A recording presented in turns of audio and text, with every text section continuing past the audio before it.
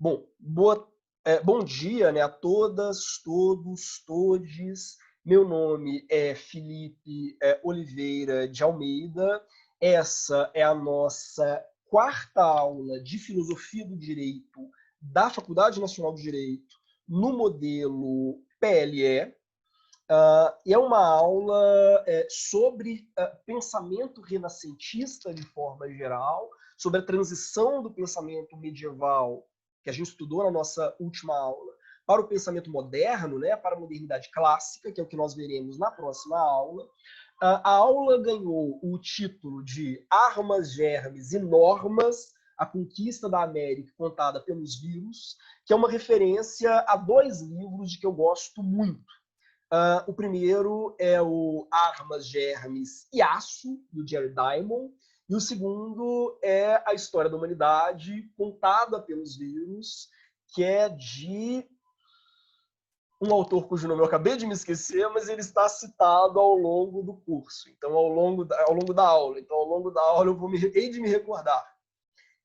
Essa vale a pena dizer, a primeira aula em que eu pensei quando eu imaginei essa disciplina. E mais do que isso, é uma aula na qual eu tenho pensado, na verdade, desde o início da pandemia, e vocês vão entender por quê. Quer dizer, o tema dessa aula, enfim, foi, na verdade, o catalisador para eu pensar num curso de filosofia do direito que tivesse por foco a questão da pandemia e a questão das epidemias ao longo da história. Então, vocês vão ver que é uma aula que tem algumas especificidades ou algumas particularidades em relação aos nossos demais encontros, né? Vão ser 4 tópicos. O primeiro é um debate sobre coronavírus e xenofobia. É exatamente esse o debate que me levou a pensar nessa aula e a pensar num curso de filosofia do direito atravessado pela questão das epidemias e das pandemias. Coronavírus e xenofobia. Vocês vão entender onde eu quero chegar. O segundo, a relação do Ocidente com a natureza. Dialoga um pouco, inclusive, com algumas questões que nós vimos na nossa aula anterior, sobre a passagem do realismo para o nominalismo. Vou voltar a isso. A terceira, comida, divisão do trabalho e epidemias, que é um foco, vamos dizer assim,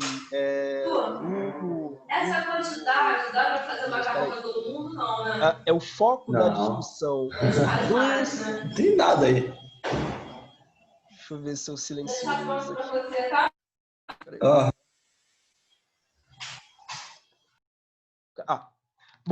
A terceira, comida, divisão do trabalho e epidemias, que vai ser o foco, né, do livro do Jared Diamond e também o livro do História da Humanidade contada pelos vírus, vocês verão por quê. E, por fim, um quarto tópico, que é Varíola, a descobridora da América.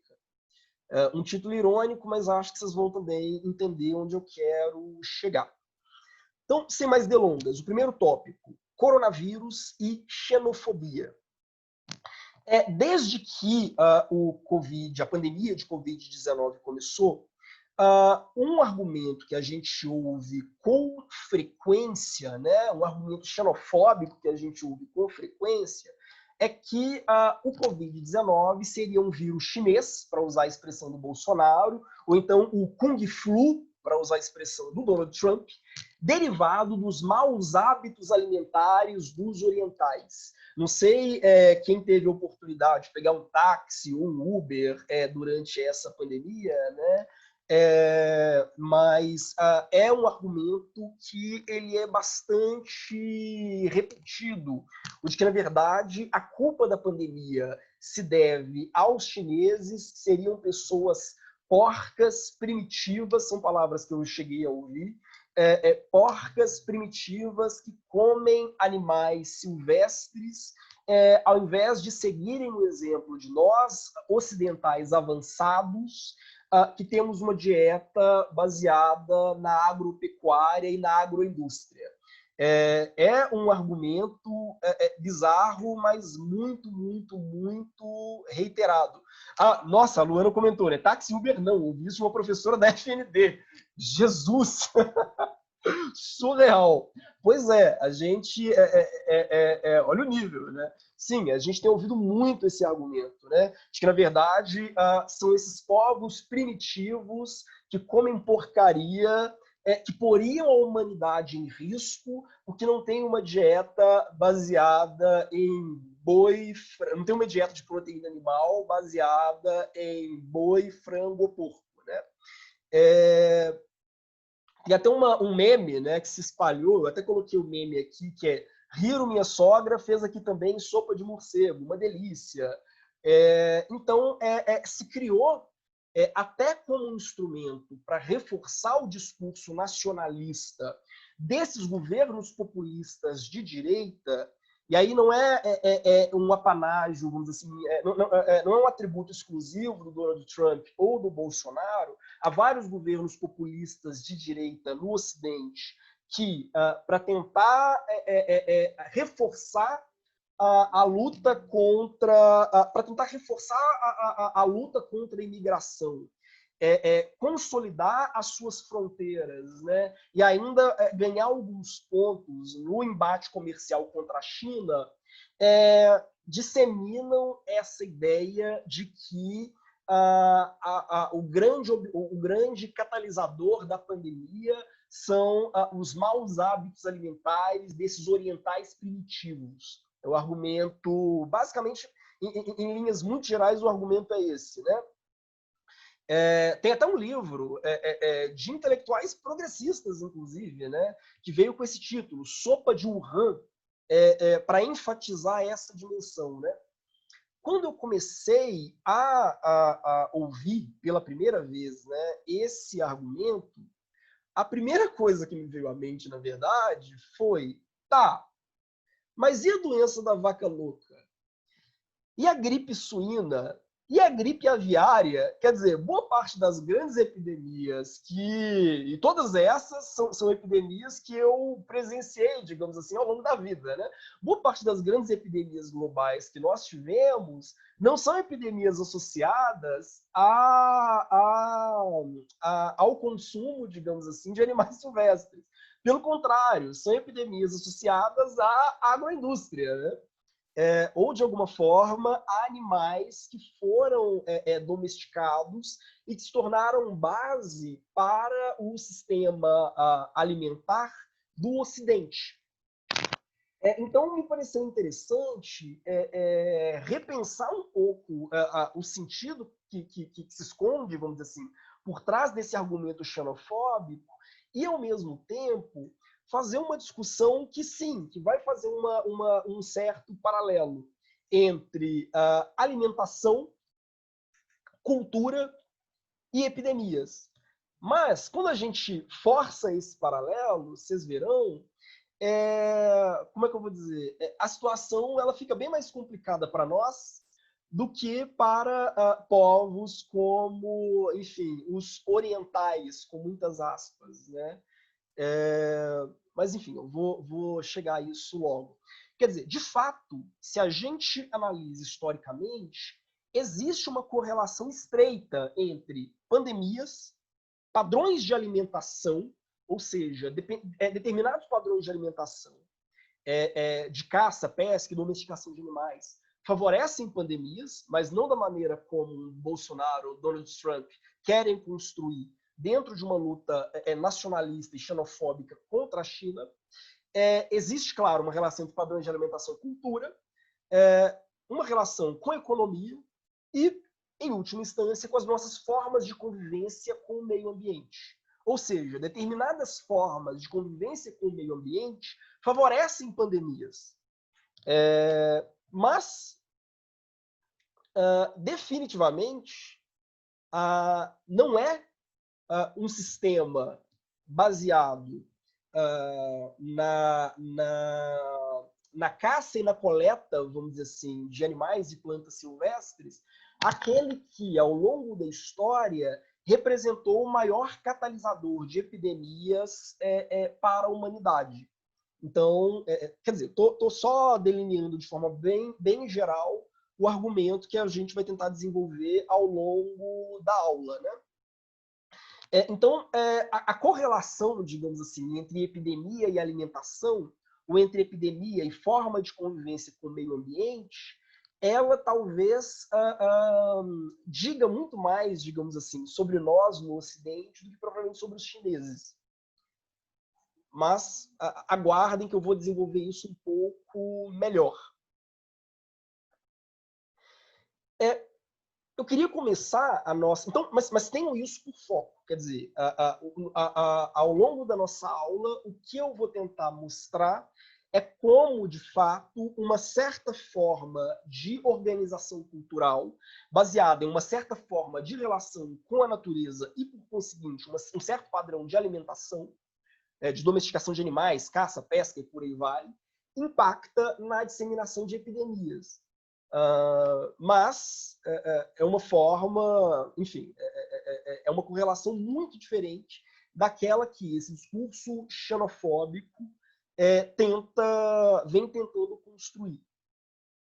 Bom, mas para a gente chegar a isso, eu vou começar numa discussão que retoma uma conversa que a gente estava tendo na nossa aula anterior, sobre a relação do Ocidente com a natureza. Vai parecer um negócio muito abstrato, mas vocês verão onde eu quero chegar. Quer dizer, pelo menos espero, né?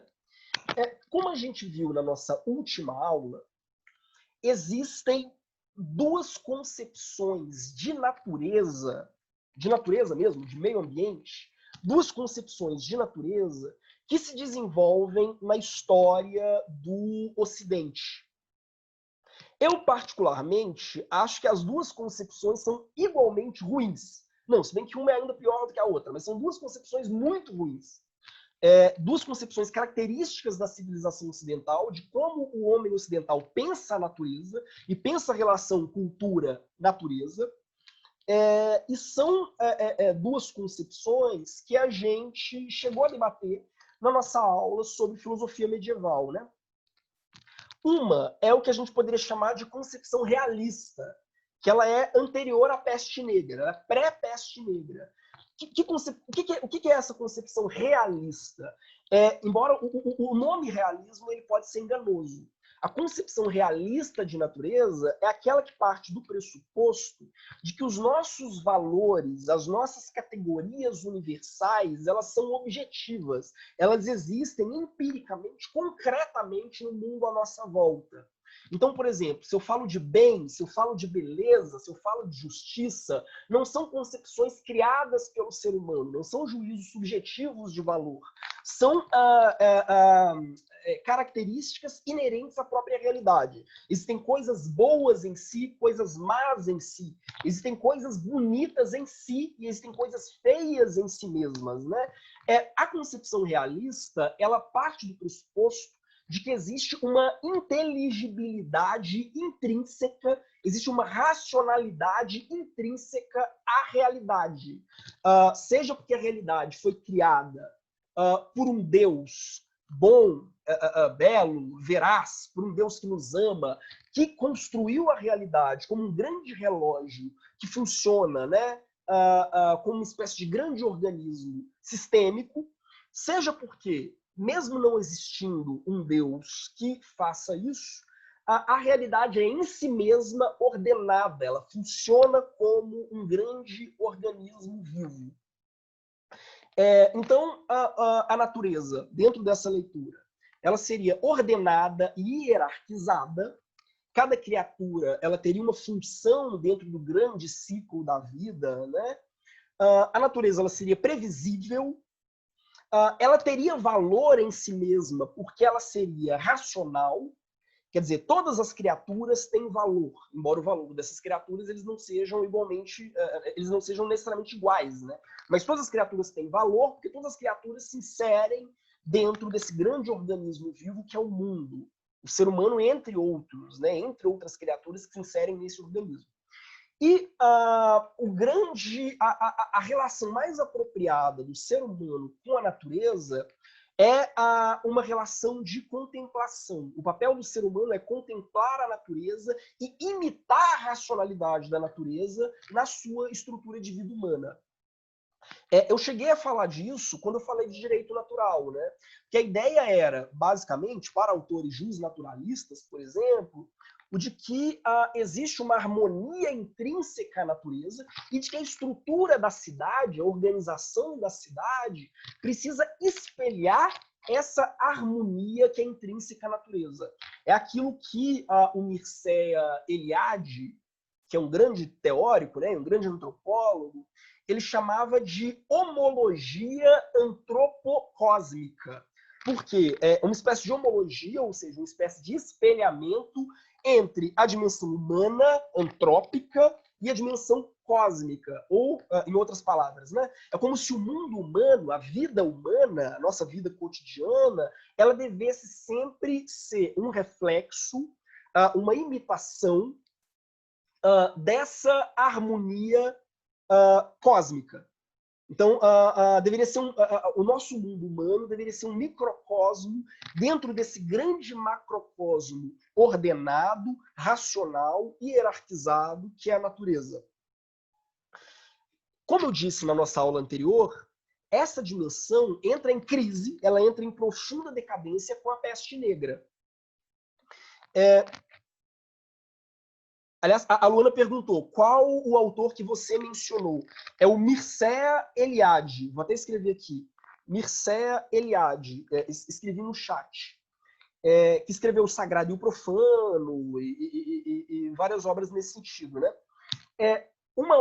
Essa leitura, essa concepção da natureza e da relação do ser humano com a natureza, ela é característica da antiguidade, dos gregos, dos romanos. Ela atinge o seu auge na Idade Média, em virtude da crença de que existe um Deus bom e racional que criou o mundo como uma espécie de grande mecanismo, e ela entra em decadência ainda na Idade Média com a peste negra. Por quê?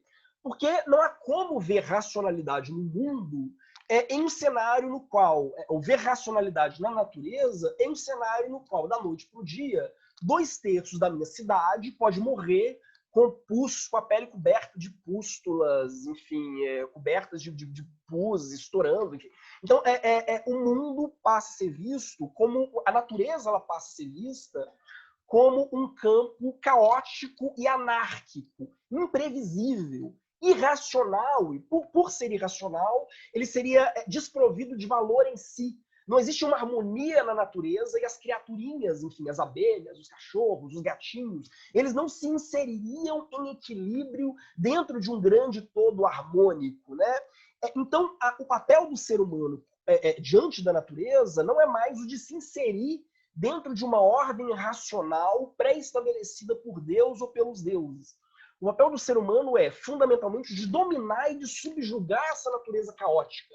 A racionalidade ela é um instrumento exclusivamente humano e ela serve, antes de mais nada, para que nós nos protejamos do mundo natural à nossa volta, porque esse mundo é permanentemente caótico. Da noite para o dia, uma cidade pode ser devastada por um tsunami ou por um cometa. Então, o papel da inteligência humana não é o de se harmonizar ou de entrar em sintonia com uma racionalidade inerente ao mundo à volta dele. Pelo contrário, se o mundo à nossa volta, é um espaço permanente de risco, de perigo, de ameaça constante, porque ele é puramente arbitrário, então, o papel da racionalidade humana é tentar criar instrumentos que dominem, que subjuguem esse mundo. Há uma lenda, né? Reza a lenda, que Descartes, o grande Descartes, estava passeando com um amigo qualquer e de repente ele viu um filhotinho de cachorro. Aí ele chutou o filhotinho de cachorro, dá um chute no filhotinho de cachorro para longe. E o amigo fica horrorizado. Mas onde está a sua solidariedade? E o Descartes responde, não, mas isso é uma criatura puramente mecânica, inanimada. Ele não sente dor, alegria, ele não pensa, não tem vida interior. Ele é só uma máquina como qualquer outra máquina. Essa é a concepção nominalista e que se torna a concepção moderna, hegemônica, né, de natureza. Tanto que o objetivo das ciências pós-peste negra, digamos assim, não é, de fato, o mesmo objetivo que a filosofia antiga ou a filosofia medieval tinham. Quando Aristóteles estuda a natureza, o que Aristóteles quer é, por meio da sua pesquisa, enfim, da sua investigação, revelar aquela ordem intrínseca, aquela inteligibilidade intrínseca, aquelas leis que são inerentes à própria natureza. E, de alguma forma, encontrar um meio de o ser humano se ajustar a essas leis.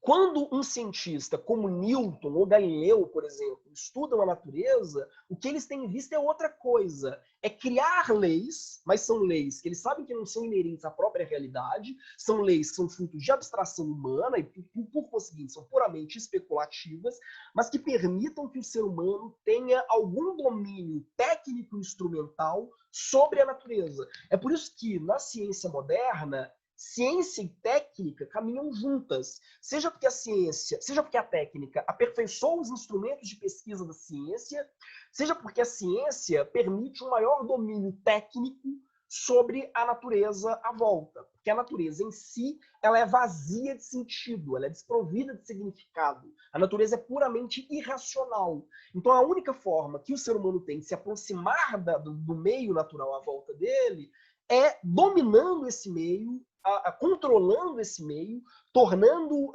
objeto de alguma, como é que eu vou dizer? Tornando objeto de algum domínio de ordem instrumental. Então eu preciso instrumentar a realidade à minha volta.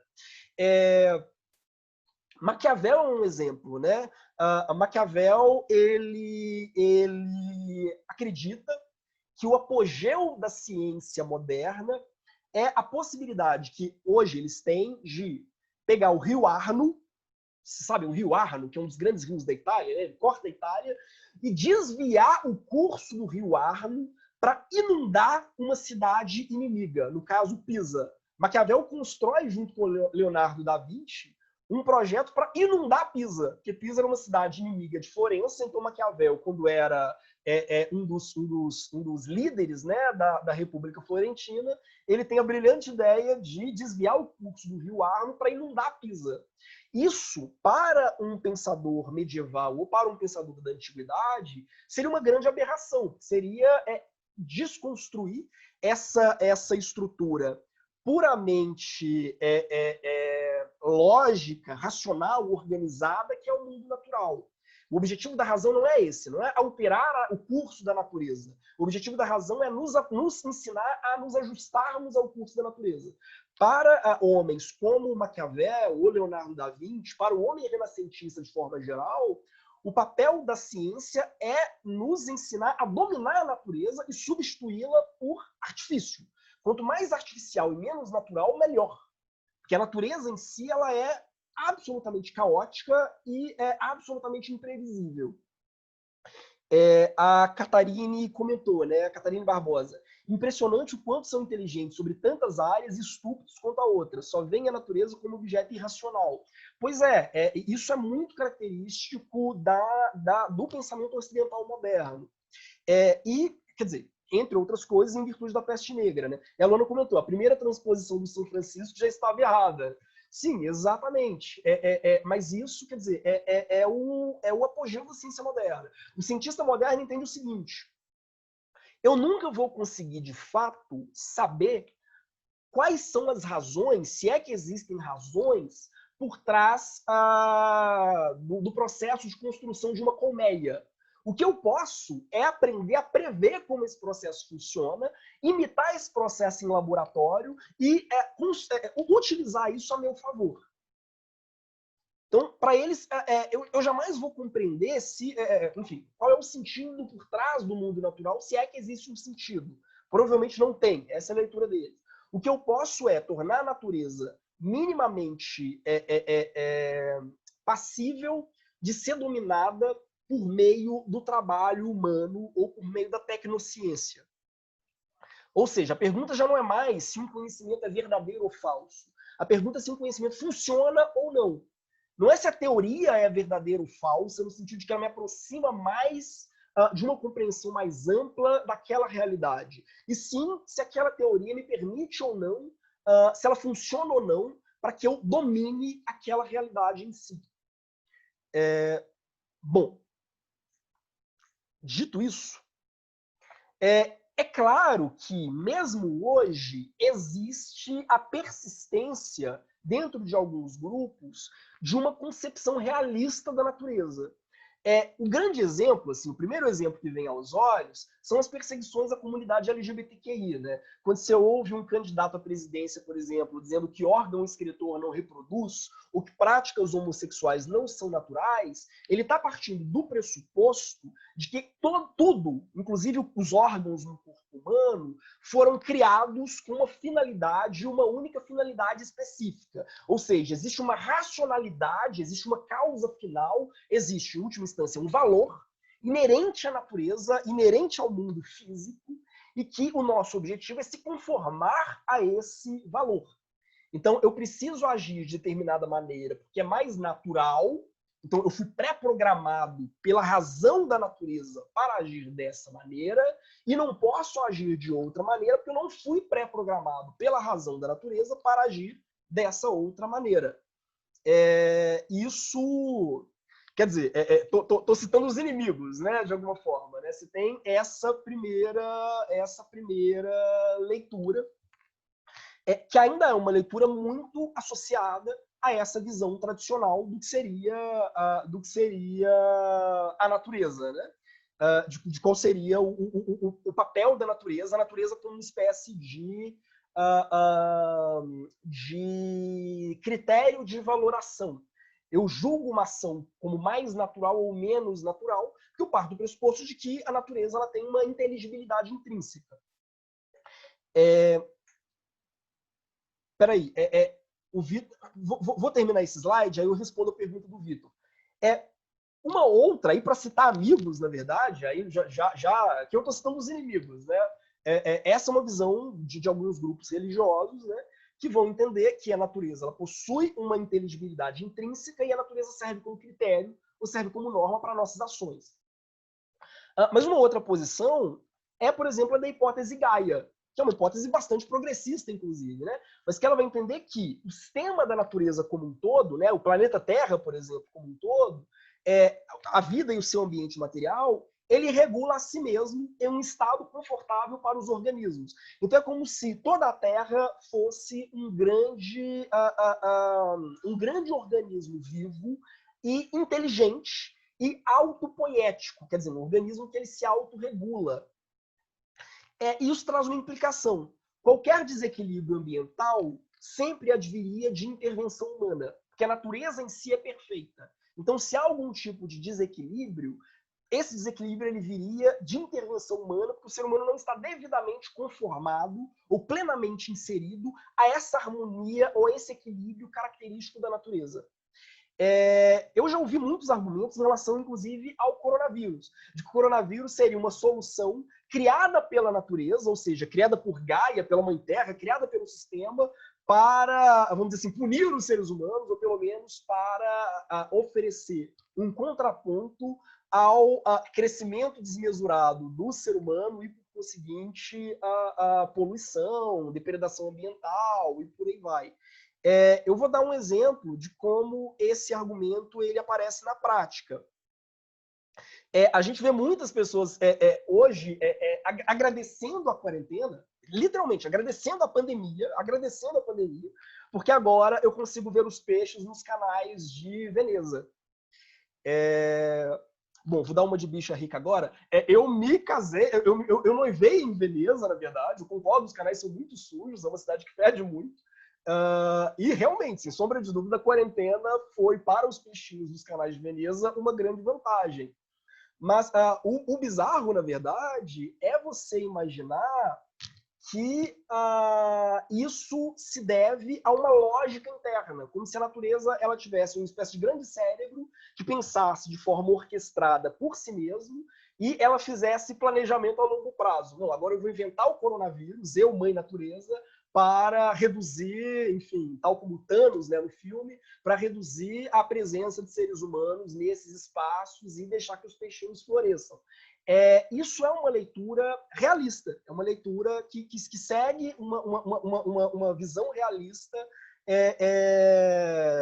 e não nominalista, né, da natureza, e que acha realmente que existe uma inteligibilidade intrínseca, existe uma racionalidade intrínseca, um design inteligente no mundo natural, e que o nosso objetivo é, antes de mais nada, se conformar a esse design inteligente. Aí eu coloquei até 2 charges, né? Quer dizer, eu coloquei até um meme, né? É fake. Rio Tietê não amanheceu com águas cristalinas após o 5º dia de quarentena. Aí tem o Rio Tietê aqui, mas com golfinhos, um cervo. Quer dizer, é um pouco isso, né?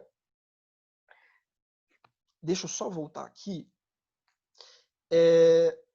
Bom, há um filme também que eu acho que reflete muito essa hipótese Gaia, né? Mas pelo menos nas suas piores formulações, existem algumas formulações bem melhores, mas pelo menos nas suas formulações mais radicais, digamos assim, que é o Godzilla. O último Godzilla no filme é sobre isso, né? Quer dizer, o Godzilla teria surgido como uma resposta da natureza para equilibrar o impacto que a poluição criada pelos seres humanos causou sobre a natureza. Então, a natureza ela sempre buscaria um equilíbrio homeostático e qualquer alteração da natureza seria culpa dos seres humanos. Eu vou dar um exemplo simples. Infanticídio. Eu sigo infanticídio animal. Eu sigo alguns canais de biologia, sobretudo no Twitter. Eu sigo vários biólogos no Twitter, até porque minha tia é bióloga. Quer dizer, ela é pedagoga, mas trabalha no departamento de biologia.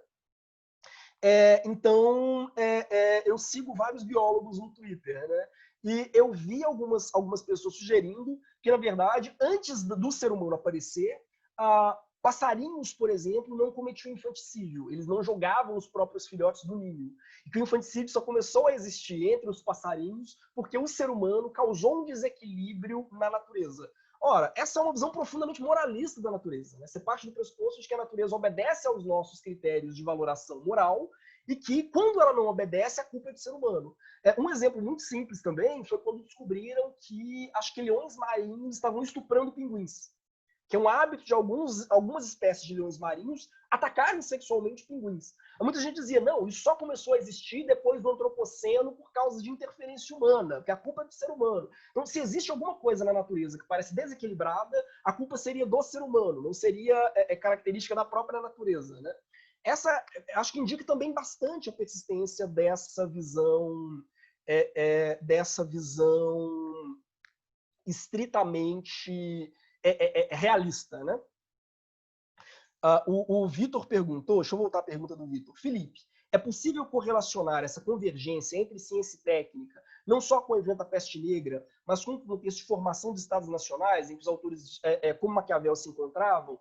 Brilhante pergunta, brilhante. Ele está perguntando, olha, a formação dos estados nacionais tem correlação com essa formação entre ciência e técnica? Tem. Porque assim como os grandes teóricos, né, do início do século XV e XVI, eles achavam que, por meio do conhecimento técnico-científico, eu podia dominar a natureza, eles também achavam que era possível dominar o próprio ser humano. Agora que eu tenho domínio da técnica, eu posso, por exemplo, garantir que a minha população tenha habitantes mais saudáveis, ou tenha habitantes menos doentes, ou garantir que a taxa de natalidade aumente e a taxa de mortalidade diminua. Se vocês pararem para pensar, o Estado Nacional surge, para o Estado moderno, digamos assim, antes mesmo da ideia de nação, mas o Estado moderno surge no século XVI, paralelamente com a estatística. Quer dizer, como ciência de controle da população. Então, o corpo da população também se torna objeto de controle tecnocientífico. E muito, muito consciente. Assim como o Estado, assim como Maquiavel, por exemplo, queria desviar o curso de um rio, no caso, o curso do rio Arno, para acabar com uma cidade inimiga, para inundar uma cidade inimiga, no caso Pisa, ele também achava que, por meio da ciência, eu poderia alterar os corpos dos meus próprios cidadãos. Eu passo a ver a minha própria população, isso é muito característico do Estado moderno, como um objeto de controle tecnocientífico também. Daí toda a discussão, por exemplo, sobre biopolítica, né? O Estado moderno ele nasce, vamos dizer assim, biopolítico, como uma proposta biopolítica, exatamente porque ele vê a própria população como um corpo vivo, um corpo animal, sujeito a um controle técnico. a um controle tecnocientífico. Talvez o grande pesquisador que fale disso seja o Jacob Burckhardt, que escreveu um livro, né, A Cultura do Renascimento da Itália, e o primeiro capítulo do livro do Burckhardt se chama O Estado como Obra de Arte. E que quando ele fala o Estado como obra de arte, ele está se referindo a essa dimensão de artifício, de artificialidade, da capacidade de criar um mundo puramente artificial, puramente humano e não natural, por meio de domínio técnico. E tem algumas, por exemplo, eu falei do Leonardo da Vinci mais cedo, o Leonardo da Vinci não gostava de ser reconhecido como um grande artista. O sonho dele era ser reconhecido como um estrategista militar, como um grande engenheiro militar. E uma das propostas de Da Vinci era destruir a cidade de Milão. Você vê que eram todos meio doidos, né? Vamos inundar Pisa. Ele queria destruir a cidade de Milão e reconstruir Milão como uma espécie de grande shopping center em níveis, em que, sei lá, os trabalhadores braçais iam trabalhar no subsolo de Milão, os trabalhadores, vamos dizer assim, os profissionais liberais, né, no caso, farmacêuticos, advogados e tal, iam trabalhar num primeiro piso, os militares e administração pública iam trabalhar num terceiro piso. Ele pensou uma estrutura puramente artificial, baseada na ciência, né, da estrutura da cidade, de uma forma que facilitasse o controle sobre a cidade e, eventualmente, tornasse Milão uma grande potência militar. Então, o sonho de Da Vinci era, literalmente, transformar Milão em uma espécie de grande distopia. Eu analisei na minha tese um pouco isso, e exatamente essa dimensão, né? A Catarina comentou, né? Organizar em castas o virginiano do mal, né? Não, exatamente, o virginiano do mal. Mas vejam, isso já é engraçado, porque há alguns autores renascentistas que defendiam, é o caso, por exemplo, do Campanella, projetos de eugenia. Ele dizia que era uma missão do Estado garantir que só pessoas boas, virtuosas e saudáveis nascessem. E aí o Campanella ele vai propor várias medidas, né? Ele vai propor determinados critérios, o Estado deveria autorizar quais pessoas poderiam procriar e quais não, em quais momentos do ano elas deveriam procriar e quais não. Só que o Campanella, além de ser muito fascinado com a tecnociência, ele também era muito fascinado com a astrologia. Então ele vai dizer que, além de estabelecer alguns critérios biológicos para definir quem deve nascer e quem não deve, ele diz que a gente deveria também usar o horóscopo. Então ele proibiria, por exemplo, que as pessoas tivessem relações sexuais 9 meses antes de novembro, para evitar o nascimento de escorpianos. Ele diz, não, para criar uma cidade realmente perfeita, a gente tem que evitar ao máximo que nasçam escorpianos. Então, ele prevê uma tabelinha, vamos dizer assim, de datas nas quais as pessoas poderiam procriar. Esse tipo de obsessão por transformar a cidade, né, o espaço político, um objeto de controle técnico, de controle instrumental, ele nasce com o nominalismo e também com a ciência moderna, com essa ideia de que não, a natureza em si é puramente caótica, irracional, arbitrária, e o grande trunfo da razão humana sobre a natureza é que a razão humana pode transformar a natureza em artifício. Ela pode transformar a natureza em algo artificial. Bom, hoje a gente vê, claro, a hegemonia desse discurso, né? Por exemplo, presente, por exemplo, na ideia de que uma sociedade que progride, quer dizer, o progresso social, ele pressupõe necessariamente um controle crescente da natureza pelo ser humano. Uma sociedade, quanto mais desenvolvida mais domínios técnicos sobre a natureza a sociedade tem, né? Está atrelado, por exemplo, à ideia de que desenvolvimento econômico e social representa necessariamente industrialização e urbanização. Quer dizer, de que quanto mais industrializada e quanto mais urbanizada for uma sociedade, ou seja, quanto menos espaço para a vida no campo, para a agricultura familiar, melhor será aquela sociedade. Mesmo que as condições de vida nos centros urbanos sejam péssimas, não sejam nada saudáveis para ninguém, mesmo que os grandes centros urbanos sejam, no fundo, grandes aglomerados caóticos, né, de doenças, mesmo assim, a gente compra a noção de que quanto mais rural é um país, menos desenvolvido em termos humanos, em termos econômicos e sociais, ele será. Quer dizer, a gente está vivendo na pele, né, um grande exemplo disso, que é a omissão deliberada do governo diante de um Pantanal em chamas, né? E uma crença generalizada de que qualquer luta ambientalista contra a agroindústria seria, no fundo, um esforço para impedir o progresso do país. Que a única forma de o Brasil se tornar um país desenvolvido dentro desses parâmetros seria que ele se torne um país radicalmente industrializado, ainda que o custo seja a Amazônia, o Pantanal, a Mata Atlântica. Quer dizer, é um preço a se pagar, e a ideia é que é um preço que os grandes países desenvolvidos, como os Estados Unidos e a Europa, já pagaram. É um preço necessário a se pagar em prol do progresso, ou em prol do crescimento, né? Há uma frase emblemática do Bolsonaro nesse sentido, né? Questão ambiental só importa aos veganos que comem vegetal. Um pouco essa leitura, né, de que haveria uma contraposição entre desenvolvimento humano, por um lado, e meio ambiente, por outro. Acho que não são duas coisas conciliáveis, até porque o desenvolvimento humano pressupõe, como eu disse, industrialização, ou seja, pressupõe um domínio técnico e instrumental cada vez maior sobre a natureza. A Catarina comentou também, né? E se mantém os projetos de eugenia, né? No Ocidente, a castração de mulheres negras sendo evidenciada na mídia. Exatamente. Não nos enganemos. Muitos estados ainda hoje, muitos governantes ainda hoje, sentam e fazem esse cálculo. Quer dizer, como eu faço para aumentar a proporção de sulistas no Brasil? Como eu faço para reduzir a proporção de nordestinos no Brasil? Incentivando a castração ou política de controle de natalidade.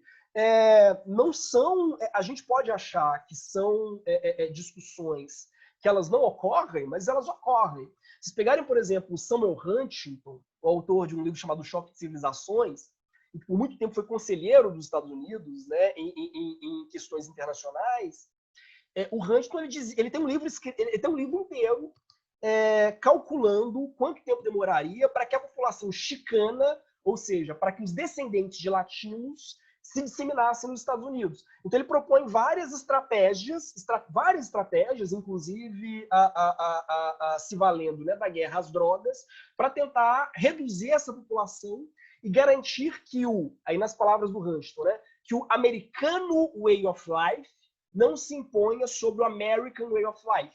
Ou seja, que a América morena, mulata e negra não cresça demasiado em proporção à América caucasiana. Isso é um conselho de Estado falando, quer dizer, o próprio Samuel Huntington apresentando documentos públicos, dando diretrizes para que o governo impeça esse crescimento populacional, né? O Murilo até comentou, né? Por isso eu gosto do projeto do Green New Deal, né? Da Alexandra Ocasio-Cortez, né? Uma transição justa e verde para um ambiente saudável. Sim, dentro de uma lógica puramente nominalista, isso não existe. Quer dizer, existe um conflito necessário entre desenvolvimento humano e meio ambiente. Enfim, e o meio ambiente seria o preço a se pagar pelo desenvolvimento humano, né? Eu citei um pouco a Renascença. Eu queria discutir alguns elementos da Renascença, especificamente do pensamento renascentista, que marcam esse giro, que marcam esse processo de eu ver a natureza antes como um sistema dotado de valor intrínseco e como um sistema racional e harmônico, para eu ver a natureza fundamentalmente como um objeto a ser dominado de uma forma instrumental. Eu acho que essa é uma lógica que ela começa no nominalismo, mas que ela atinge a sua definição plena com a ciência renascentista, e com a virada antropocêntrica associada ao Renascimento, né, que ocorre nos séculos XV e XVI. Então, eu queria falar muito rapidamente de dois autores renascentistas, no caso, o Giovanni Pico della Mirandola e o Francis Bacon, que, a meu ver, eles ilustram muito bem essa mudança de mentalidade. A Júlia comentou, atualmente nos campos de concentração dos Estados Unidos, eles estão castrando as mulheres latinas que estão presas lá. E parece um forte reflexo dessa eugenia. Sim, sem sombra de dúvida. Há, inclusive, projetos nos Estados Unidos para criar uma nova emenda constitucional para mudar na Constituição o critério do ius soli, para impedir que crianças nascidas em solo americano de pais que não sejam nativos recebam cidadania americana. Então, vejam, eles querem fazer uma mudança constitucional radical, que, a meu ver, inclusive, descaracteriza uma das premissas básicas dos pais fundadores norte-americanos, né, de que os Estados Unidos seria uma terra de oportunidades feitas por exilados, né, quase que a terra prometida encontrada por Moisés. Eles querem mudar substancialmente essa dinâmica para reduzir a proporção de negros e latinos e garantir a predominância de caucasianos a longo prazo, né? Gente, não é à toa que a gente vê em tantos filmes e séries norte-americanos eles ironizando a taxa de natalidade de católicos, em geral descendentes de escoceses e irlandeses, latinos e... enfim, escoceses, irlandeses e latinos, né? Já vi vários filmes ironizando. Nossa, ela é católica, então ela tem 16 filhos. Eles gostam eles fazem frequentemente essas ironias, porque eles fazem cálculo o tempo inteiro em relação a isso. Quer dizer, uma família latina tem 3 filhos, as famílias caucasianas têm 1. Então, daqui a 30 anos vai haver uma proporção de 50% a 50% de brancos e não brancos nos Estados Unidos. Para eles, isso é uma ameaça muito concreta, dentro da lógica racializada do Estado norte-americano, né?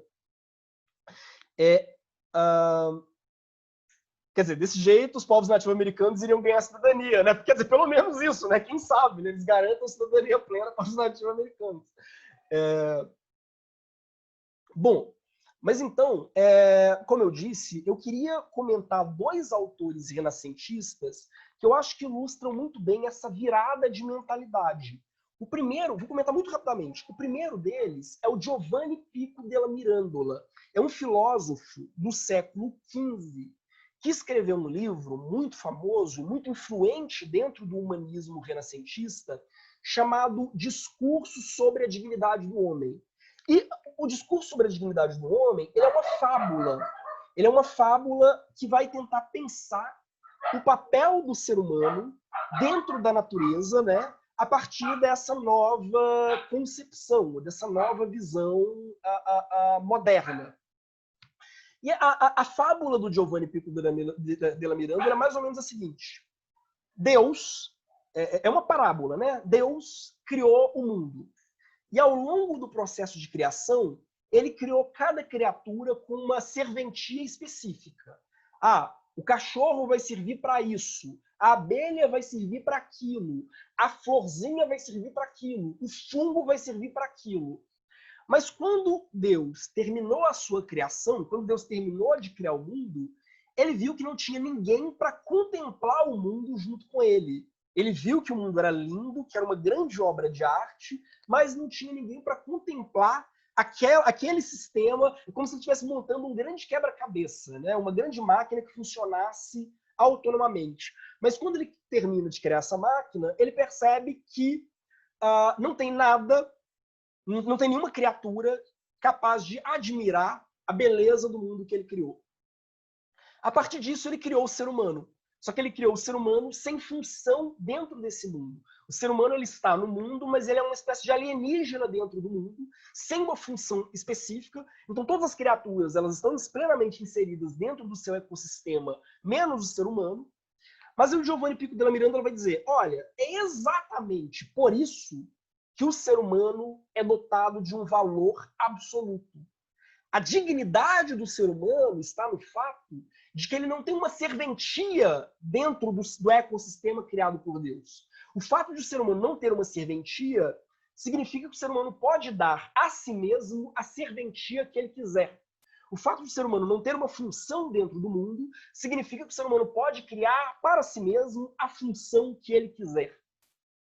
Então, as coisas, todas as coisas no mundo, elas têm valor, na leitura do Pico della Mirandola, mas elas têm um valor relativo. O valor delas é limitado à função que elas podem vir a ter. Já o ser humano, ele tem uma função ele tem um valor absoluto, precisamente porque ele pode ter qualquer função que ele quiser. Ele pode se dar a função que ele quiser. Essa é mais ou menos a parábola do Pico della Mirandola. E ele vai estabelecer uma distinção que ela tem um impacto muito grande na filosofia contemporânea e na nossa mentalidade contemporânea, inclusive em autores como Kant, por exemplo. Kant volta a essa lógica. Ele vai dizer o seguinte: o ser humano, por ser uma criatura livre, é dotado de dignidade, ou seja, todo ser humano tem um valor absoluto, e as coisas, quer dizer, os seres não humanos, para ele tudo que é não humano é coisa, cachorro é coisa, gato é coisa, as coisas, por não terem um valor absoluto, por não serem livres, por terem finalidades específicas dentro de um sistema fechado, as coisas elas têm preço. Tudo aquilo que tem valor relativo tem preço. Por que tem preço? Porque o valor dele pode ser comparado, ele pode ser mensurado. Eu posso dizer, esse cavalo vale menos do que aquele cavalo. Essa planta vale mais do que aquele cavalo. Mas essa pedra vale mais do que aquela planta. Tudo aquilo que tem um valor relativo, ou seja, que o valor está condicionado à própria função, tem, na verdade, um preço. Seres humanos não têm preço, eles têm dignidade, porque o valor deles é relativo. É um valor que é baseado no fato, precisamente, que eles não têm função nenhuma. Isso me lembra uma charge que eu não cheguei a trazer, mas que tinham vários animaizinhos. Aí tinha assim uma vaca, aí estava escrito em cima alimentação. Aí tinha um cachorro, aí estava escrito em cima segurança. Aí tinha um cavalo, aí estava escrito em cima transporte. Aí tinha um gato, aí estava escrito em cima gato. Quer dizer, acho que o gato, mais do que o ser humano, se inseriria dentro dessa lógica do Pico della Mirandola, né? Uma criatura que não tem função dentro do equilíbrio natural. Não, brincadeira. A Catarina comentou também, o Vitor comentou, né? Os paradigmas dos estados coloniais pós-abolição se semelham muito a isso, não? O próprio Estados Unidos, nosso Brasil, não, sem sombra de dúvida. E a Catarina comentou, né? Sim, se você pode controlar a população escravizando, você controla com políticas públicas estruturadas e diminuir o espaço que essa população ocupa, né?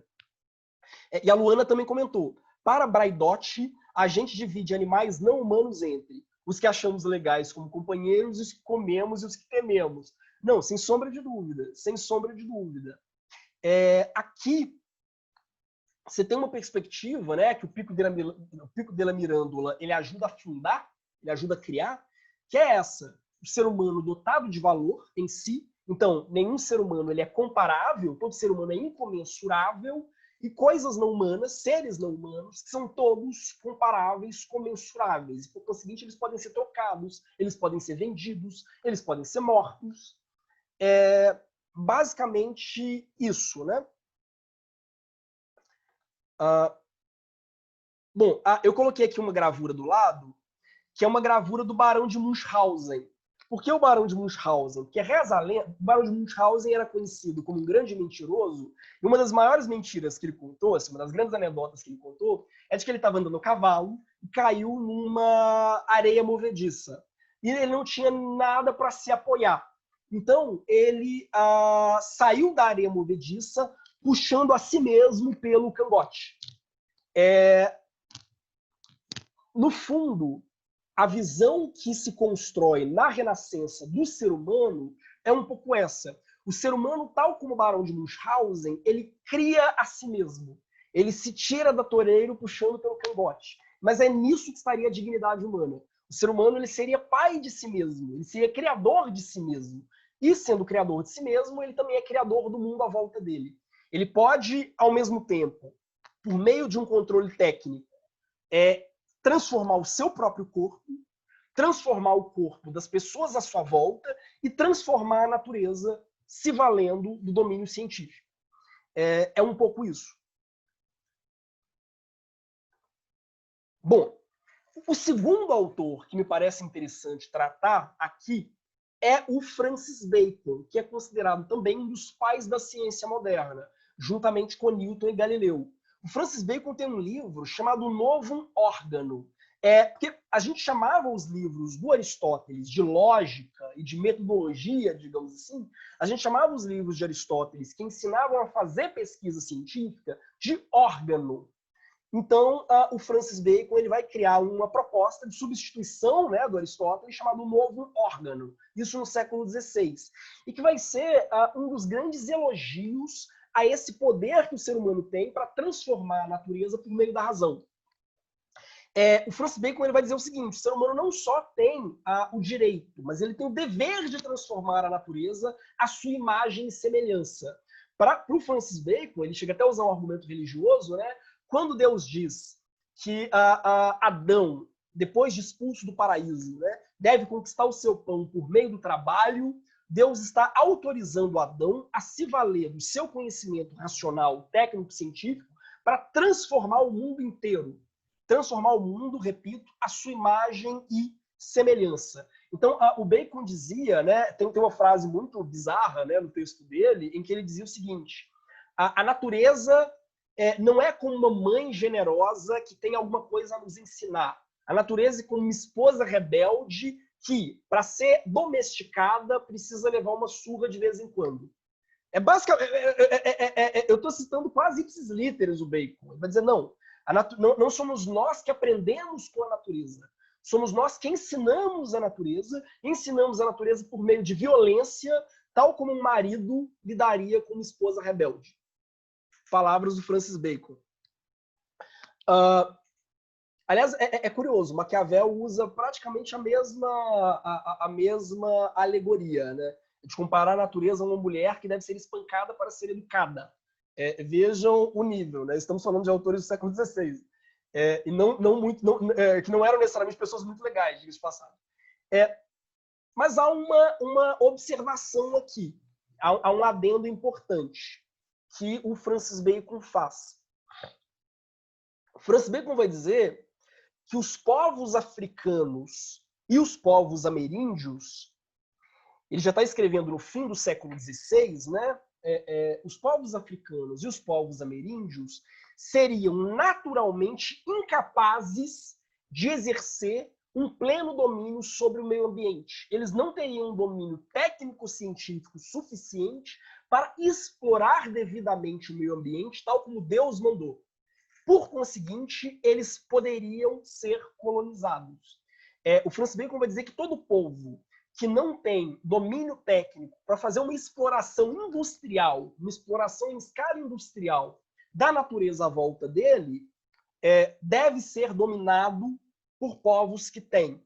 E ele desenvolve, a partir daí, um argumento racista, porque ele vai dizer que não brancos, ou seja, negros, índios, aborígenes, mulheres e pessoas com deficiência, na verdade, não seriam plenamente livres, como queria o Pico della Mirandola. Esses grupos, eles seriam condicionados, tal como os animais, pelos seus próprios corpos.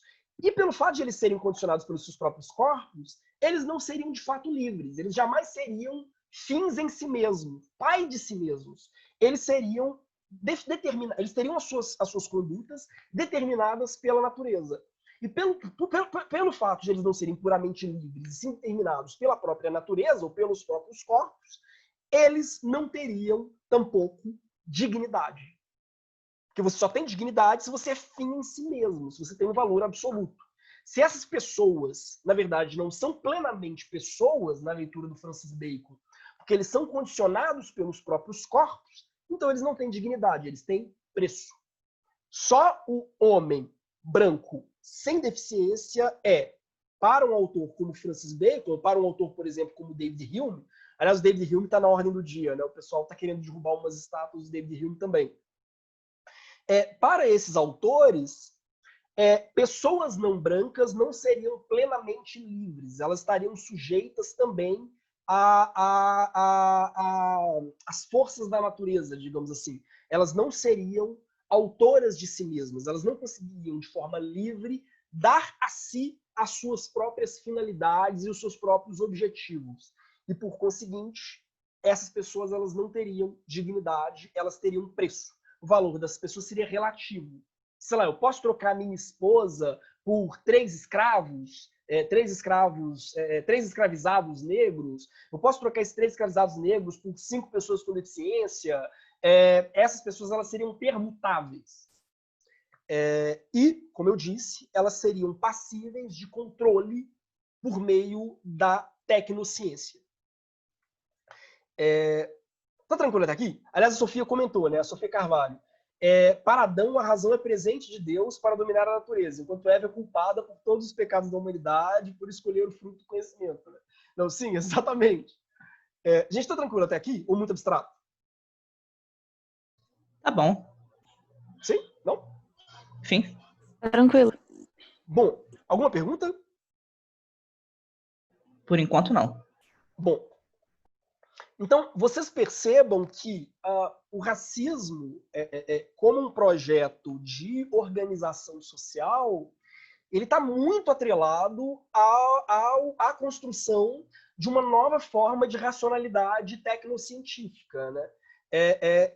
Que vai entender que o homem branco tem dignidade porque é livre, enfim, tem dignidade porque é livre e cria os seus próprios fins, os seus próprios objetivos, e que todos os demais, ou seja, mulheres, não brancos, pessoas com deficiência, não são livres, por conseguinte, não têm dignidade, eles têm preço, e são também passíveis de controle técnico. E da mesma forma, parto do argumento de que, como essas pessoas não são livres, não dominam a razão tecnocientífica e não podem explorar apropriadamente, não podem subordinar ou subjugar apropriadamente a natureza à volta deles, essas pessoas elas podem ser colonizadas. Aliás, há um ensaio do Francis Bacon muito emblemático sobre isso. Acho que chama Da Colonização, inclusive. Aqui a gente entra no terceiro ponto da aula: comida, divisão do trabalho e epidemias. Eu quero falar um pouco, enfim, quero discutir um pouco com vocês uma consequência, digamos assim, desse processo, que é justamente a conquista da América. Como é que esses elementos eles se relacionam de fato, né? E aqui a gente entra propriamente no foco que eu queria dar para a aula, digamos assim, né? Bom, um argumento, né, muito utilizado e bizarramente utilizado ainda hoje, né, é de que a conquista da América seria prova da superioridade moral e intelectual dos europeus sobre os índios. Os europeus teriam uma missão civilizatória de levar a tecnociência e levar essa perspectiva de um melhor domínio sobre a natureza para as culturas indígenas, as culturas ameríndias, né? Bom, há um livro muito interessante que discute essa questão, né? Que é o 1492, O Encobrimento do Outro, do Henrique Dussel, que não vai ser propriamente o norte de que eu vou partir na aula de hoje. Já dei algumas aulas sobre o Dussel, um autor que eu gosto muito, mas não vai ser propriamente a nossa referência hoje. Mas ele, entre outras coisas, ele desconstrói esse mito, né, da superioridade moral e intelectual dos europeus naquele momento. Mas veja, se a gente admite, se a gente parte do pressuposto de que não, os europeus não eram moral ou intelectualmente superiores aos índios, então como a gente responde essa pergunta? Por que ocorreu uma colonização europeia do Novo Mundo e não uma colonização da Europa pelos nativos americanos? Por que os europeus alcançaram e conquistaram as terras dos ameríndios e não o contrário? Definitivamente, quer dizer, não aceito a resposta de que haveria algum tipo de superioridade intelectual dos europeus sobre os índios que responderia a essas questões. Acho que é uma resposta bizarra, para dizer o mínimo, né? Mas então, qual é de fato a explicação desse processo? Como é que eu posso explicar esse processo a partir dos elementos que a gente tem até agora, né? E talvez a melhor resposta para isso venha do Jared Diamond. O Jared Diamond é um biólogo e também um filólogo, enfim, que escreveu um livro chamado Armas, Germes e Aço, que já no título procura explicar essa questão. Ele vai dizer, olha, se a gente para pensar, em vários aspectos, inclusive em termos de organização filosófica, cultural, religiosa, culturas como os astecas, os maias, os chineses, os japoneses, os hindus, os bantus, em vários desses aspectos, essas culturas, elas eram muito... Quer dizer, se a gente pega os critérios europeus, né, do que é um povo desenvolvido, um povo não desenvolvido, que são critérios já racistas, mas mesmo nesses critérios, esses povos seriam mais desenvolvidos do que os povos europeus. Enfim, em termos de organização urbana, por exemplo, e de índice populacional, a grande capital asteca, né, no México pré-colombiano era muito maior do que qualquer cidade europeia da época e funcionava muito melhor, diga-se de passagem, né? Mas então, por que foram os europeus que conquistaram os astecas e não o contrário?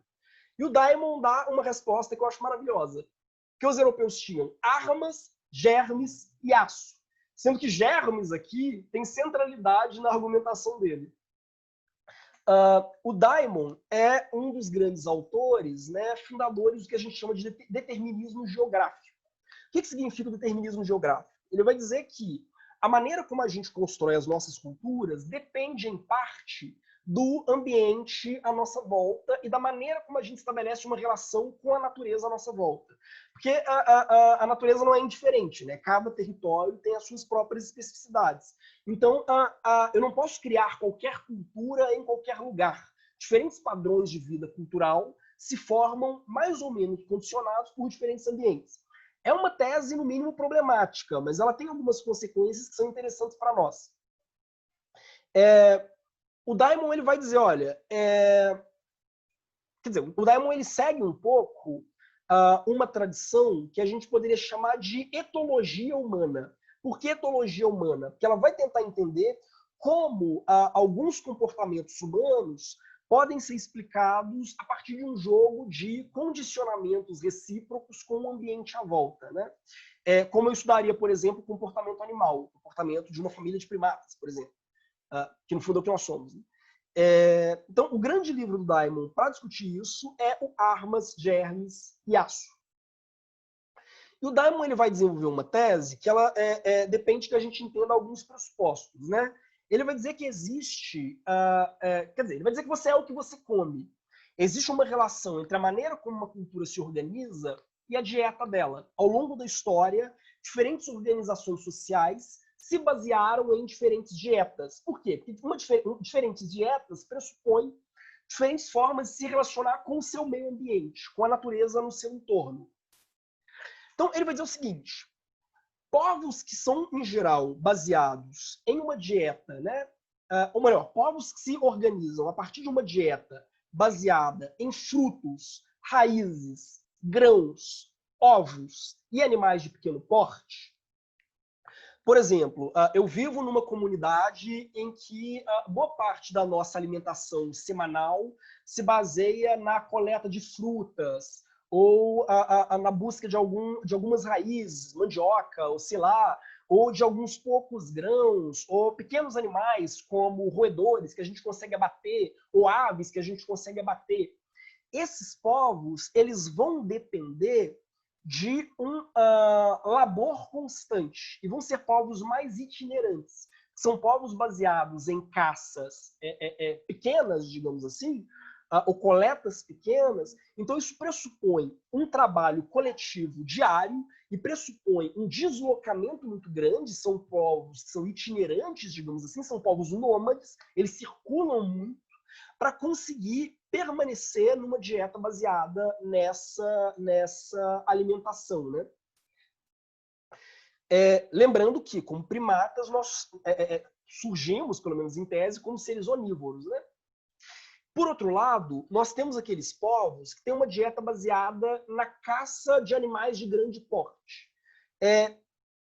O que isso significa? Sei lá, uma vez por semana a minha família abate um cervo. Uma vez por semana a minha família abate um antílope ou um búfalo. A vantagem, digamos assim, é que esse povo ele vai ter um relativo grau de sedentarismo. Tanto sedentarismo porque eles vão trabalhar menos, digamos assim, ou eles vão trabalhar em momentos concentrados do tempo, e segundo, porque eles vão precisar se deslocar menos pelo território para continuar mantendo um padrão de alimentação. Uma vez por semana eu abato 2 animais e garanto a comida para a semana inteira. Então, existe uma diferença. Há um outro aspecto aqui. São povos relativamente mais sedentários, são povos que podem permanecer num determinado território por mais tempo, e, por conseguinte, são povos que têm uma estratificação social um pouco maior. Eles têm um sistema maior de divisão do trabalho. Nem todos se envolvem com todo o trabalho da comunidade. Alguns grupos vão ficar por conta de A, alguns grupos vão ficar por conta de B. Isso tem alguns impactos que a gente vai ver já já. Isso tem um terceiro grupo, que é aquele que tem uma dieta baseada na domesticação de animais de grande porte. Que aí são povos que a gente chama de povos propriamente sedentários. Por quê? Porque a domesticação de animais de grande porte pressupõe que eu crie grandes fazendas, consiga estabelecer um sistema que obrigue aqueles animais a reproduzirem em cativeiro, e, por conseguinte, cria uma alimentação baseada nisso, e mesmo povos agricultores fazem isso, eles vão precisar dos animais de grande porte no trabalho da agricultura, para lavrar, para colher, para moer, para adubar. Então, a domesticação de animais de grande porte ela foi essencial para o surgimento do que a gente chama de civilizações agrárias, e são povos, em geral, que se fixam em lugares específicos. Então, são povos sedentários. E são povos que rapidamente criam um sistema. Algumas pessoas vão ser obrigadas, digamos assim, a cuidar da manutenção ou da reprodução da vida social. São pessoas que vão ser obrigadas a cuidar da alimentação, da domesticação de animais, do cultivo e por aí vai. E algumas pessoas vão se ocupar de outras coisas. Em especial, vão se ocupar do governo e da guerra. Então, povos sedentários têm uma tendência muito maior à guerra sistematizada e à arte da guerra do que povos nômades. Bom, por que isso é interessante? O Jared Diamond ele vai, então, partir desse pressuposto. Ele vai dizer, olha, as sociedades agrárias são sociedades baseadas na domesticação de animais de grande porte e no uso desses animais, tanto para o abate quanto para a agricultura, né, como instrumento, como força de trabalho na agricultura. Essas sociedades, elas são, em geral, fortemente estratificadas, fortemente hierarquizadas, têm uma divisão social do trabalho muito grande e com alguns impactos. Por serem povos sedentários, com uma grande concentração populacional no mesmo território, e por serem povos que têm um contato muito cotidiano com animais, enfim, 500 vacas na minha fazenda, 300 perus, 800 galinhas, por serem povos que têm um contato muito grande com esses animais domésticos, são povos mais sujeitos a micro-organismos externos, a vírus e bactérias. Então ele vai dizer o seguinte, não é coincidência que os europeus tivessem um contato muito maior com epidemias de forma geral, né, do que os povos ameríndios. Porque boa parte dos povos ameríndios, sendo caçadores-coletores, estavam muito menos expostos, até por terem contato fundamentalmente com animais silvestres, não com grandes rebanhos de animais domésticos, eles estavam muito menos expostos à disseminação de germes. Então, existe uma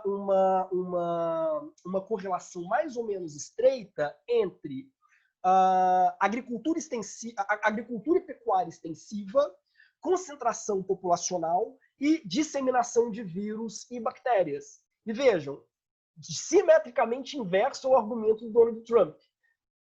Quer dizer, ou o argumento do Bolsonaro.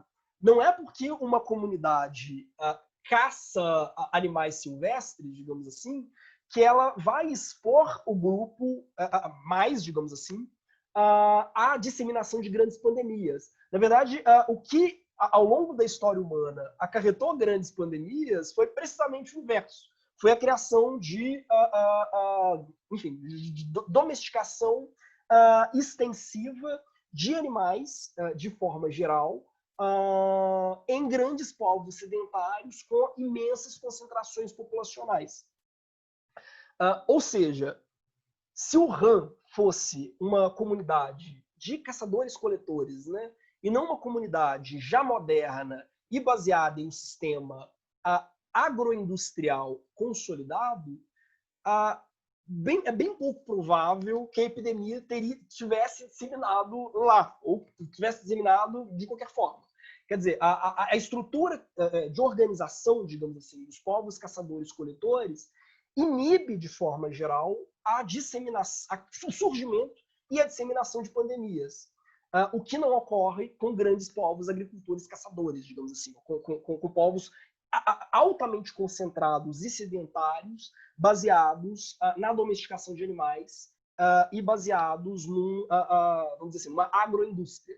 Tá tranquilo até aqui ou muito abstrato? Tá tranquilo, professor. Tá bom? Sim, não? Tô viajando Sim, tá demais? bom. Não. Bom, com base nesses critérios, assim, mais ou menos gerais, o Jared Diamond ele vai propor algumas coisas, né? Primeiro, ele vai dizer o seguinte: o ser humano ele é naturalmente um primata curioso, o que significa que em todos os territórios, né, para os quais o ser humano foi, todos os territórios que nós chegamos a ocupar no planeta, a gente sempre procurou cultivar e domesticar todas as criaturas possíveis no nosso entorno. Com uma meta: extrair da natureza a maior quantidade de proteína com a menor quantidade de labor. Mas, e aí entra a tese do Diamond, né, de que diferentes organizações sociais dependem de diferentes ambientes. Primata curioso é tautologia, né? Sim. O Diamond ele vai dizer o seguinte: nem todos territórios têm oferecem a mesma quantidade, vamos dizer assim, de animais e plantas que se reproduzem em cativeiro, de animais e plantas que são cultiváveis ou que são domesticáveis. E isso interfere na maneira como cada sociedade se organiza socialmente. E aí entra, para ele, a grande diferença entre índios, por exemplo, e europeus. Ele vai dizer, olha, objetivamente, várias das culturas indígenas eram muito mais sofisticadas do que, enfim, as culturas europeias. Definitivamente, aliás, há um livro muito interessante sobre essa relação entre organização social e cultura também, que é O Cru e o Cozido, do antropólogo Claude Lévi-Strauss. É um livro que ele vai desenvolvendo também em reflexo do convívio dele com alguns povos nativos brasileiros, né? Bom, mas é com base nesses critérios aqui que o Diamond ele vai pensar, ele vai tentar reconstruir ou dar um sentido, dar uma explicação, melhor dizendo, para a colonização da América. E aí a gente entra no quarto tópico da aula, o último tópico da aula, que é o Varíola, a descobridora da América. A Mariana comentou, né? Até hoje o contato de animais silvestres com rebanhos criados para abate, contato produzido pela devastação ambiental, como do Pantanal, para criar pasto, é uma das maiores causas para pandemias. Perfeito, exatamente. O que é interessante porque inverte a lógica do argumento, né? A gente diz, não, o que ocasionou a pandemia foi o fato de esse povo primitivo viver baseado na caça de animais silvestres e no cultivo de grãos e de frutos e raízes. Mas, na verdade, o sistema é o oposto. É o fato de nós estarmos em uma civilização que hegemonizou um determinado paradigma, ou seja, o paradigma de grandes povos sedentários baseados na agroindústria, é isso que acelera a difusão de pandemias no mundo. Quer dizer, se fôssemos ainda um povo de caçadores-coletores, né, ou se caçadores-coletores fossem majoritários no planeta, ou fossem majoritários na China, nós não estaríamos diante de um sistema no qual, a cada, sei lá, 2, 3 anos, a gente se depara com grandes pandemias. Então, de novo, né, quer dizer, a culpa não é da China, a culpa é nossa, em certo sentido. Né? Quer dizer, a culpa é justamente de uma opção de organização, de relação com a natureza, né? Uma opção de estrutura de relação da cultura com o meio ambiente que favorece o surgimento de pandemias, precisamente porque se baseia em um sistema de exploração massiva de proteína animal, ou de criação de grandes repositórios de proteína animal que garantam grandes centros urbanos sedentários. Por isso, o quarto tópico, né? Varíola, a descobridora da América. E veja, isso tem tudo a ver com aquela virada antropocêntrica que eu estava comentando. Quer dizer, o que leva a Europa do século XV e XVI, né, a mudar radicalmente esse sistema econômico e esse sistema de relação com o meio ambiente e de ver se distanciar cada vez mais de uma vida rural em prol de uma vida urbana fundada em grande concentração de proteína animal e fundada, por conseguinte, em um sistema, vamos dizer assim, agroindustrial, né? É justamente essa virada de racionalidade, né? Você tem uma racionalidade que preza pela ideia de que a natureza está aí para ser domesticada, controlada e cultivada a qualquer custo. Bom, na América colombiana, e aqui tem um diferencial que o Daimon aponta, muitos animais e plantas não se desenvolviam em cativeiro, ou melhor, muitos animais e plantas não se desenvolvem em cativeiro de forma geral. Isso é um ponto, né? Eu vou dar um exemplo. Eu sempre me perguntei por que a gente anda de cavalo, mas a gente não anda de zebra. Até eu começar a ler um pouco sobre etologia, e eles indicando que as zebras, na verdade, são animais muito agressivos, de forma geral, sobretudo em momento de cio, né? Fase reprodutiva, né? E que há um exemplo disso é que há uma quantidade muito maior de ataques de zebras em zoológicos no mundo todo do que ataques de leões. Obviamente, um ataque de leão é muito mais letal do que um ataque de zebra. Mas se vocês conversarem com tratadores de animais, a probabilidade de ele ser atacado por uma zebra é muito maior do que de ele ser atacado por um leão. Por que eu estou dizendo isso? Se a gente pensa, nossa, a zebra é tão fofinha, por que eu estou dizendo isso? Aliás, um dos grandes erros de Jurassic Park, né? Não sei se vocês repararam. Em Jurassic Park, os únicos animais agressivos são os carnívoros, né? E os animais herbívoros são mansinhos, que na verdade não é nesse... Quer dizer, tem as criancinhas andando no Triceratops, o que na verdade não procede necessariamente, né? Não é porque o animal é herbívoro que ele é domesticável, não é porque o animal é carnívoro que ele caça o tempo todo. Mas, bom, bobagem. Por que isso é interessante? Porque boa parte dos animais, sobretudo dos animais que poderiam servir como uma grande fonte de proteína para uma cultura sedentária, na América, boa parte desses animais ou não eram domesticáveis, ou foram extintos aproximadamente em 11.000 a.C., né? Que é o período de desaparecimento da megafauna. Por exemplo, a preguiça gigante. Eu coloquei até uma foto aqui de 2 preguiças gigantes, né? As preguiças gigantes elas sumiram no século XI a.C., em virtude, muito provavelmente, inclusive em virtude da migração humana. Por quê? Porque foram espécies que não conseguiram se adaptar a tempo à presença humana. Se a gente pensa nas espécies europeias ou nas espécies africanas, espécies animais no continente africano, foram espécies que cresceram mais ou menos à medida que o ser humano crescia também, digamos assim, se expandia no território. Então, elas conseguiram alterar os seus padrões comportamentais para se adaptarem ao ser humano, ou de alguma forma, à presença humana. Como a vinda do ser humano para a América ela é relativamente tardia, ela se dá a partir de 11.000 a.C., né? pelo Alasca, pelo Estreito de Bering, pela Sibéria, com a vinda do ser humano para o continente americano, né, ela é tardia, a megafauna que existia aqui, ela não se adaptou à presença humana, então ela morreu muito rapidamente, porque era uma grande fonte de proteína, então ela era um objeto privilegiado de caça. Então a gente extinguiu esses animais.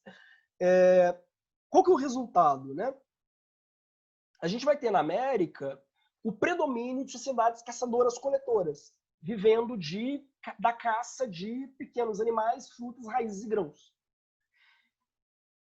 Bom, no século XVI, para a gente ter uma comparação, né, que o Diamond faz, a Europa tinha aproximadamente 13 mamíferos de grande porte que serviam de alimento e também serviam como força de trabalho nas grandes fazendas, né? No cultivo de grãos e por aí vai. A América só tinha um, que era a lhama, e ainda assim a lhama adaptada a um ambiente muito restrito.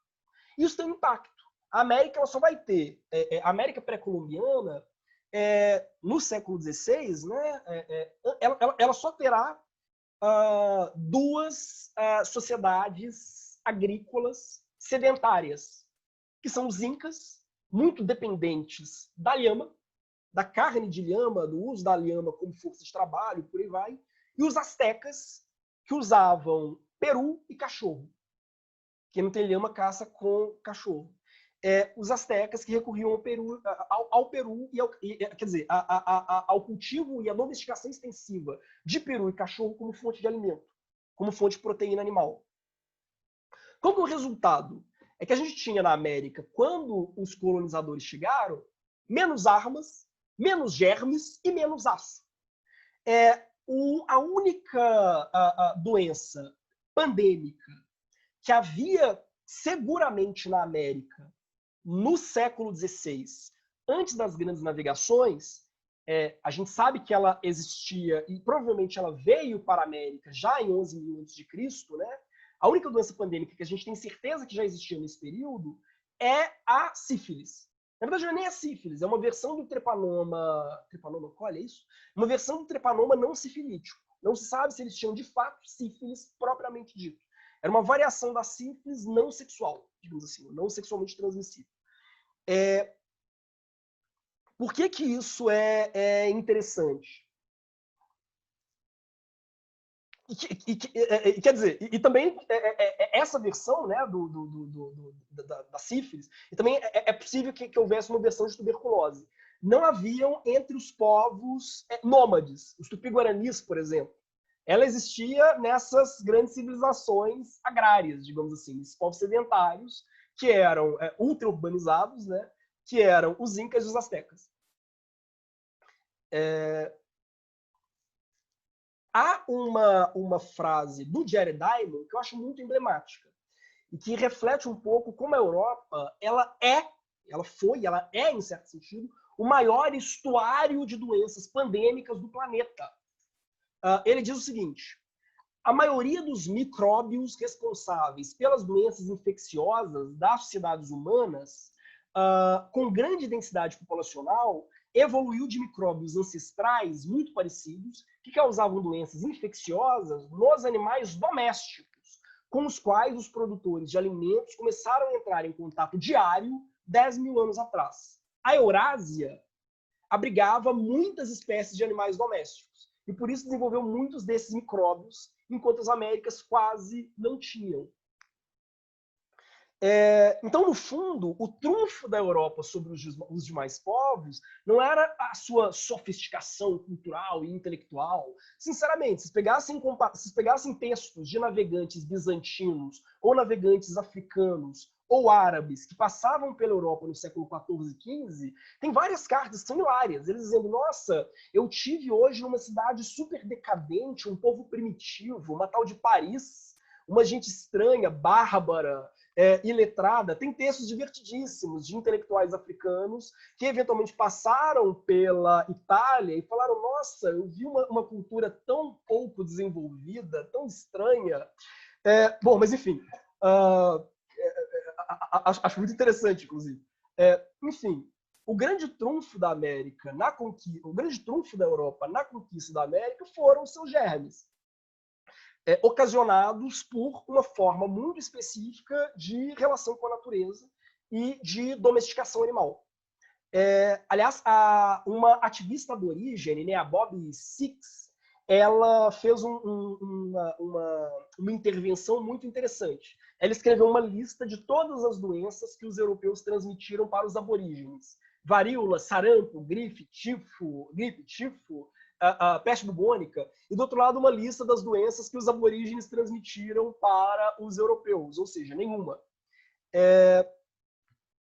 Se a gente observa, até na história da conquista da América, essas transmissões de epidemias elas têm um impacto muito grande. Por exemplo, um dos momentos mais emblemáticos, né, do processo de conquista é muito descrito, por exemplo, pelo Tzvetan Todorov, no livro dele A Conquista da América, é a captura do imperador inca Atahualpa, né, pelo Francisco Pizarro, conquistador espanhol, em 1532. Esse processo de captura ele foi relatado por várias pessoas, tem várias pinturas sobre isso. Esse processo ele virou um marco, né?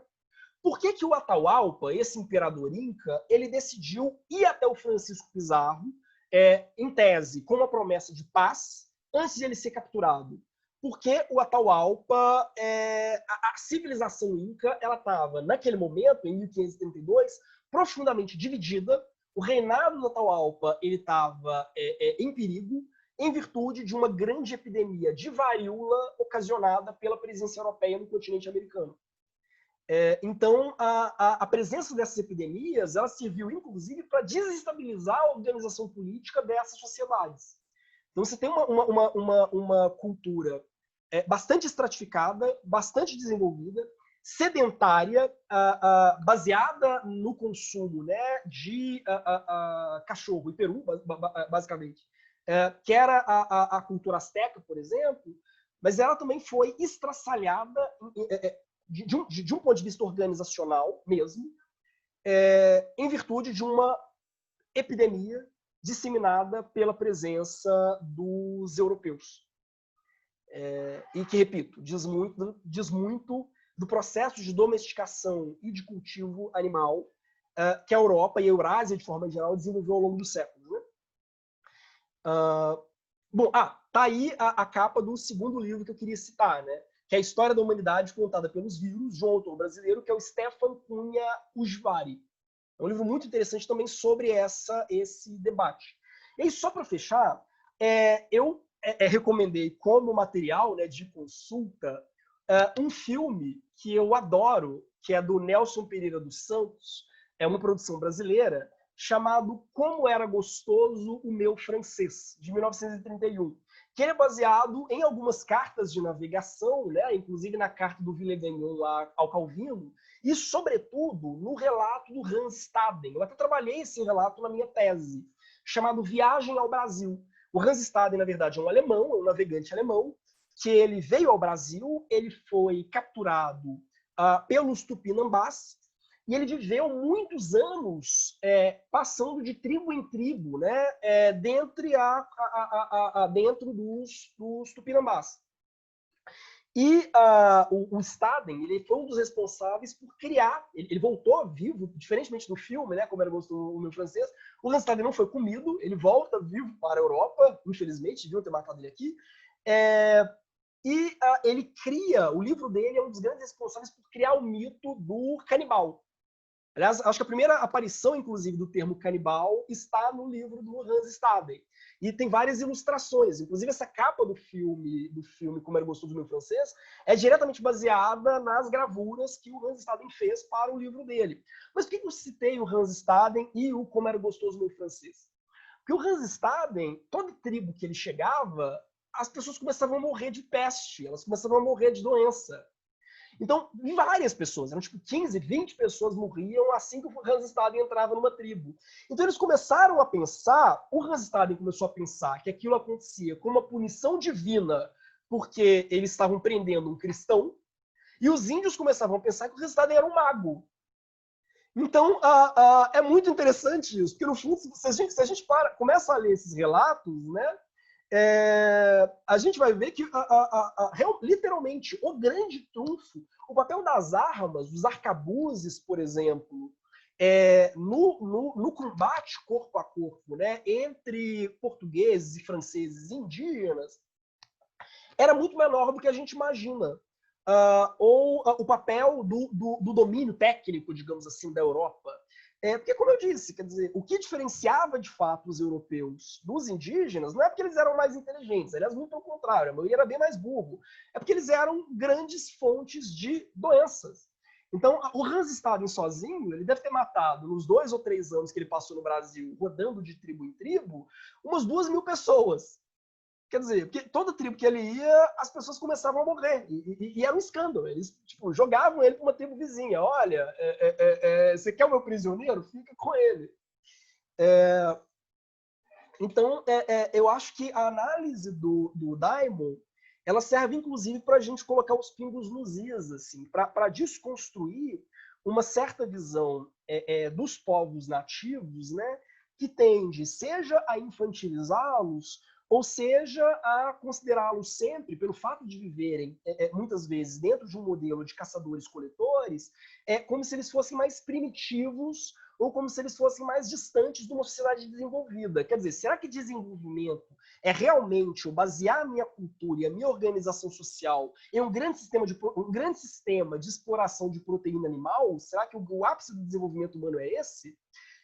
Porque se for, quer dizer, a gente está realmente criando um celeiro de pandemias e que pode acabar, inclusive, se agravando ao longo da história, e justamente à medida que o espaço mesmo natural ele vai sendo progressivamente minado e progressivamente dinamitado, inclusive na China, né, pela agroindústria. Então, quer dizer, que a nossa relação com o ambiente ela é radicalmente deslocada e que a gente toma essa relação específica, que é a relação baseada na domesticação e na exploração de grandes fontes de proteína animal, como se fosse o único modelo possível ou como se fosse o modelo mais desenvolvido possível de relação com o ambiente. Bom, basicamente é isso. Aliás, alguém fez um comentário, né? A Sofia ela comentou, né? O texto do Nizum e a Vingança do Povo Morcego, né? Professora de antropologia da FRJ, que relaciona a cosmovisão do povo Runicuim do Acre com o coronavírus. Achei tudo a ver. Poxa, bem legal, vou dar uma olhada. Bom, mas basicamente é isso. Me despeço de todos, tenham todos um bom fim de semana. Eu vou fechar a gravação e permanecer um pouco na sala para quem tiver perguntas, críticas, sugestões, quem quiser, enfim, chutar minha cara. Posso dizer isso que estamos remotamente mesmo, vocês não vão conseguir. Mas, enfim, alguém quiser me agredir, me xingar, então sintam-se à vontade, vou ficar ainda um tempo depois da gravação para a gente conversar. Agradeço a atenção, desculpem o atraso, né?